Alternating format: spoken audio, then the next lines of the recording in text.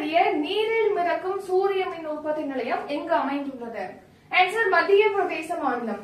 நாட்டிலேயே மிக நீளமான கேபிள் பாலத்தை பிரதமர் மோடி எங்கு தொடங்கி வைத்துள்ளார்? ஆன்சர் குஜராத்.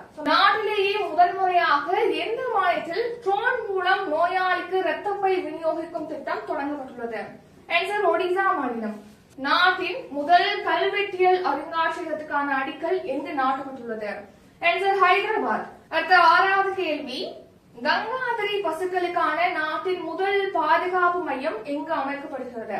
ஆன்சர் வாரணாசி.